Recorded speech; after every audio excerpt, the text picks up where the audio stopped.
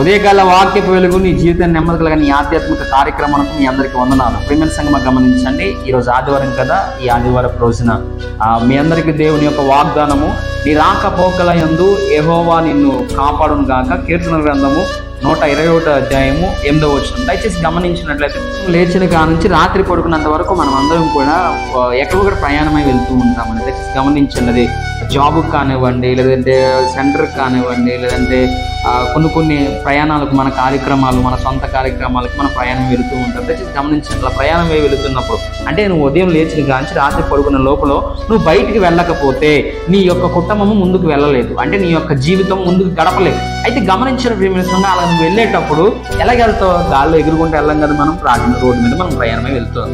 దయచేసి గమనించండి, అది గాల్లో ఎగరాలన్నా, అంతరిక్షం వెళ్ళాలన్నా, రోడ్డు మీద వెళ్ళాలన్నా ప్రయాణం మనం ఖచ్చితంగా చేయాలి. కాబట్టి మన ప్రయాణంలో, మన రాకపోకలంలో దేవుని దూత తోడుగా ఉంటుందంట. దయచేసి గమనించండి, మనుషులు తోడుగా ఉన్నంత కాలంలో మనం ఏమి క్షేమంగా ఇంటికి రాలేము. కానీ దేవుని దూతలు, దేవుడు మనకు తోడుగా ఉన్నట్టయితే మనం క్షేమంగా రాగలం. కాబట్టి ఈ వాగ్దానం వింటున్న ప్రతి ఒక్కరి ప్రయాణంలో దేవుని యొక్క దూతలు తోడుగా ఉండను గాక. చిన్న ప్రార్థన చేసుకుందాం. పరిశుద్ధుడు నీకు వందనాలు అయా. ఎవరైతే ఈ వాగ్దానం విని అయా వారు ప్రయాణం వెళుతున్నారో వారి ప్రయాణంలో ప్రశాంతతను, రాకపోకలందు వారు మీ దూతలను వారికి తోడుగా నీడగా ఉండి నడిపించమని నజరేయుడైన యేసు నామమున ప్రార్థన సమర్పిస్తున్న పరమ తండ్రి, amen. Praise the Lord. God bless you. Have a nice day.